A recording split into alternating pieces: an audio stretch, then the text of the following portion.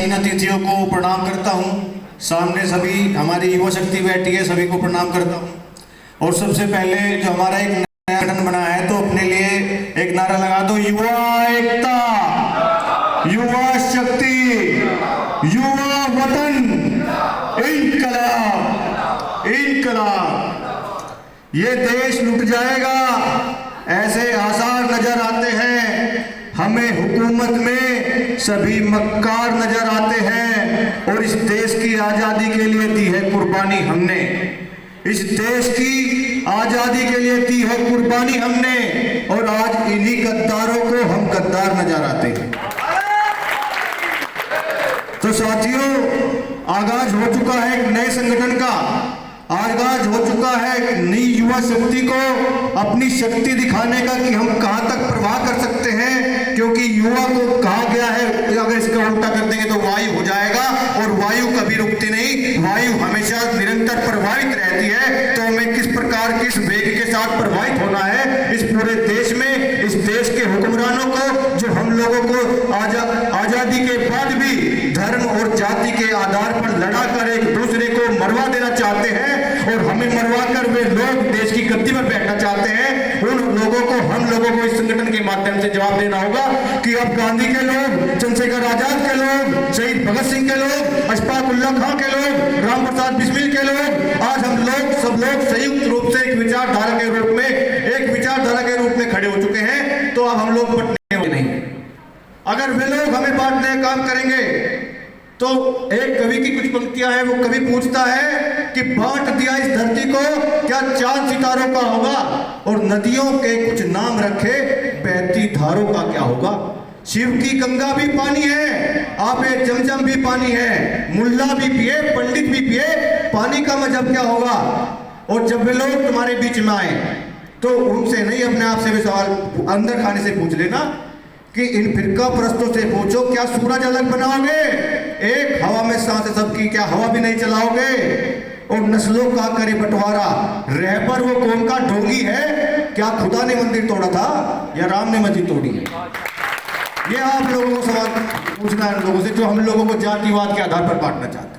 अगर आज ये लोग जिंदा होते तो ये लोग हमारे लिए लड़ रहे होते, जो हमारी मूलभूत समस्याएं हैं, जो हमारी मूलभूत सुविधाएं, ये लड़ रहे होते। जो आम नागरिक को चाहिए सस्ता न्याय, सस्ते न्याय के लिए लड़ रहे होते। जो हम लोगों को चाहिए सस्ती शिक्षा, उन शिक्षा के लिए लड़ रहे होते। उन शिक्षा माफियाओं के खिलाफ लड़ रहे होते कि किसान मजदूर गरीब का बेटा जब स्कूल से निकलकर कॉलेज में जाता है तो उसे महंगी फीस भरने के लिए उसके बाप को जमीन बेचनी पड़ जाती है। एक साहूकार से कर्जा लेना पड़ता है, उसका बाप उस कर्जे को निपटाने के लिए पूरा जीवन दांव पर लगा देता है। और उसके बाद भी इस देश की सरकारें गारंटी नहीं लेती कि इतना पढ़ने के बाद भी उसको नौकरी मिल जाएगी क्या। हम लोगों को ये लोग अगर होते तो लोग लड़ते सस्ती चिकित्सा के लिए। अगर कोई गरीब आदमी अगर बीमार हो गया और वो किसी अच्छे अस्पताल में अच्छे इलाज के लिए चला गया तो उसके घर धरती जमीन बिक जाएगी, लेकिन उस लोगों को अस्पताल का पूरा शुल्क पे नहीं कर पाएगा। क्या इस देश की सरकारों को ऐसे नियम कानून नहीं बनाने चाहिए थे कि जिस प्रकार सरकारी अस्पतालों में सुविधाएं होती हैं उसी प्रकार प्राइवेट अस्पतालों के भी जो शुल्क हो वो एक समान शुल्क हो? आप लोगों ने देखा होगा आपके शहर में अगर 50 अस्पताल हैं तो 50 अस्पताल के आईसीयू का चार्ज अलग, अन्य चार्ज अलग, उनके सबके कमरे के चार्ज इतने महंगे हैं कि 5 स्टार होटलों के नहीं होते। क्या वे लोग अगर आज होते इस लड़ाई को नहीं लड़ रहे होते? एक गरीब आदमी अगर वो बीमार हो गया, क्या उसे अच्छा सस्ता चिकित्सा लेने के लिए उसका अधिकार इस देश में नहीं है? तो हम लोगों को एक युवा शक्ति के रूप में इस पूरे देश में संगठन को खड़ा करना होगा। अपने गांव, अपने देहात, गली, स्कूल, छात्र, कॉलेज, जहां भी लोग हम पढ़ रहे हैं, अपने नौजवान साथियों को जिस प्रकार आज 3 दिवसीय शिविर समाप्ति की ओर है, हम इस लोगों को अपने साथ बैठाना होगा, शिविर आयोजित करने होंगे और बिना शिविर के भी अपने लोगों को समझाना होगा कि आज देश की समस्याएं क्या समस्याएं, किस कगार पर आज हमारा देश खड़ा है। हम लोग दोबारा फिर गुलामी की ओर अग्रसर हो चुके हैं। हम लोग उन लोगों के जो दूरदर्शी उनकी सोच थी कि वे लोग उन लोगों को हम लोगों को ऐसी शिक्षा व्यवस्था में घुसेड़ कर और हमें 200 या 250 साल बाद दोबारा जब हम लोग एक जाति और धर्म के आधार पर इस देश में ग्रह युद्ध करके आपस में लड़ मरेंगे तो वो दिन दूर नहीं होगा जब लोग, जैसे गुरु जी ने कहा कि हमें अमेरिका के खिलाफ लड़ना है, वो दिन दूर नहीं होगा। अगर हम लोग संयुक्त रूप से एक साथ ना आए तो वो दिन दूर नहीं होगा जब हम लोग दोबारा उन लोगों के मानसिक गुलाम तो हो चुके हैं, हम लोग शारीरिक रूप से दोबारा उनके गुलाम हो जाए। तो हम सभी लोगों को अपने क्षेत्रों में अपने नौजवान साथियों से एक साथ संयुक्त रूप से जुड़ने के लिए मैं आह्वान करता हूं।